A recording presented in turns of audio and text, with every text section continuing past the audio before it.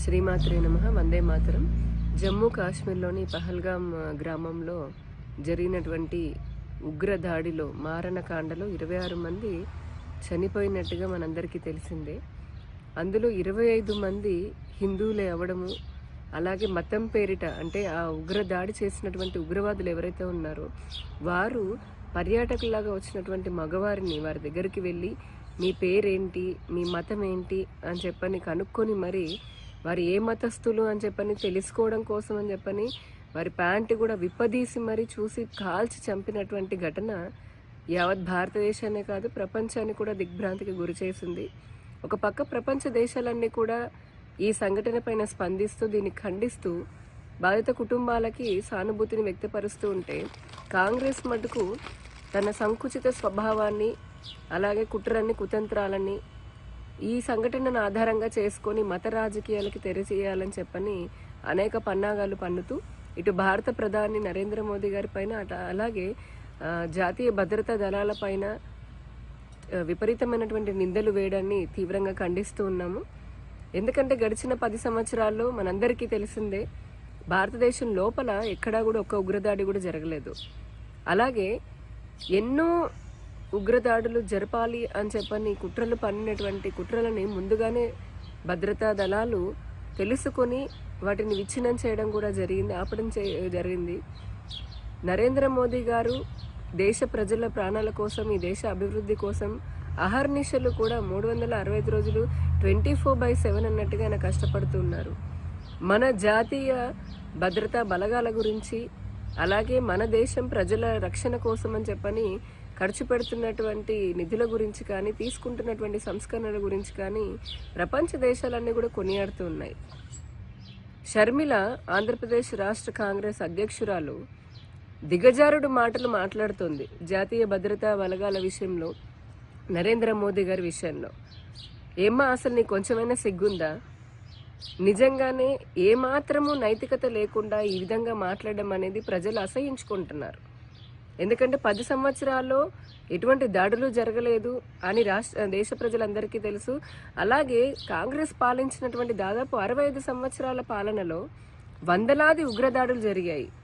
అంతెందుకు అటు కేంద్రంలో కాంగ్రెస్, ఇటు రాష్ట్రాల్లో కాంగ్రెస్ ఉన్నప్పుడు కూడా హైదరాబాద్లోని గోకుల్ చాట్ కానీ, లేదా లుంబినీ పార్క్లో కానీ, ముంబై పేలుళ్ళు కానీ, ఎప్పుడు ఏ రైల్వే స్టేషన్లో, ఏ బస్ స్టాండ్లో ఎక్కడ ఏ బాంబు పేలుతుందో, ఏ ఉగ్రవాది వచ్చి కాల్చి చంపుతాడని భయంగా బతికింది భారతదేశం.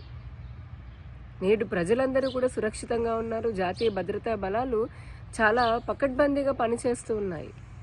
ఇటువంటి సందర్భంలో మతం పేరిట ఈ జరిగినటువంటి ఊచకోతలో బాధిత కుటుంబాలు అయితే హిందూ కుటుంబాలు ఉన్నాయో వారికి అండగా నిలవాల్సినటువంటి కాంగ్రెస్ లేదా షర్మిల వారికి అండగా నిలబడకుండా ఉగ్రవాదులకి వారి చర్యలకి మద్దతునిస్తున్నట్టుగా ఆవిడ చేస్తున్నటువంటి మాటలు, మాట్లాడుతున్నటువంటి మాటలు నిజంగా సమాజం ఏమాత్రం హర్షించదు. ఇంతవరకు ఉగ్రవాదుల చర్య పైన మాట్లాడలేదు ఆవిడ. ఉగ్రవాదులు కానీ వారికి సహాయం అందించినటువంటి వారిపైన ఎటువంటి మాటలు మాట్లాడకుండా భారతదేశం పైన, దేశ ప్రధాని పైన మాట్లాడుతూ ఉంది.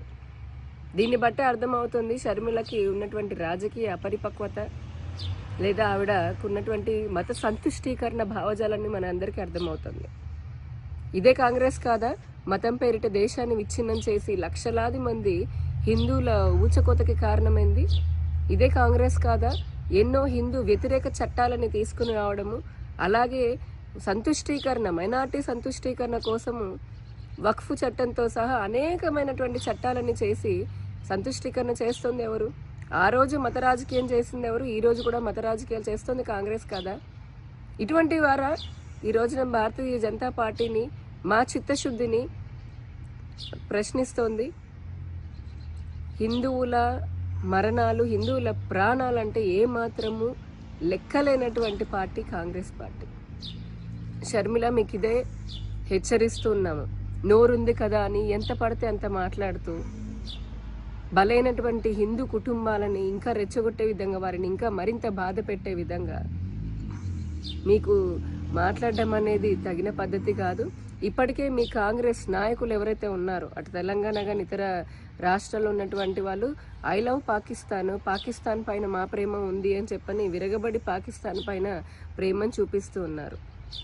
మీకంతే మనుషులు భారతదేశంలో ఉన్నటువంటి ప్రజలని చంపడము లేదా ముఖ్యంగా హిందువులని మతం పేరిట చంపడము అనేది మీకు అంత ఆనందాన్ని ఇస్తుందా?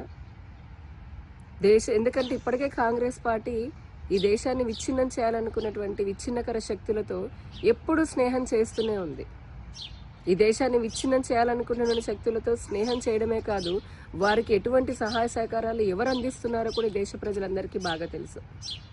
దయచేసి ఇప్పుడు ఈ జరిగినటువంటి సంఘటన పైన చౌకబార్ రాజకీయాలు చేయకుండా ఆ బాధితులకి అండగా ఉంటూ ఇక మీదటైనా సరే ఈ దేశంలో మతం పేరిట ముఖ్యంగా హిందువులను కోసేటటువంటి ఉగ్రవాదానికి వ్యతిరేకంగా మీరు కూడా సహకరించాలి ప్రభుత్వాలకి. నేను షర్మిలని సూటిగా ప్రశ్నిస్తున్నాను. ఈ జరిగినటువంటి దాడిని ఇస్లామిక్ టెర్రర్ యాక్టివిటీ లాగా లేదా జిహాదీ టెర్రరిజం లాగా ఒప్పుకునేటటువంటి ధైర్యం నీకుందా? మేము సవాల్ చేస్తున్నాము. రండి చర్చకి. మీ కాంగ్రెస్ పాలనలో ఉగ్రదాడులు ఎక్కువ జరిగాయా, లేదా మా భారతీయ జనతా పార్టీ హయాంలో ప్రజలని ఏ విధంగా మేము కాపాడాము అనేది తేల్చుకుందాం రండి. ఇలానే పిచ్చి పిచ్చి మాటలు మాట్లాడుతూ ఉంటే గనక ఇప్పటికే హిందువులు మీకు పెద్ద ఎత్తున బుద్ధి చెప్తున్నారు.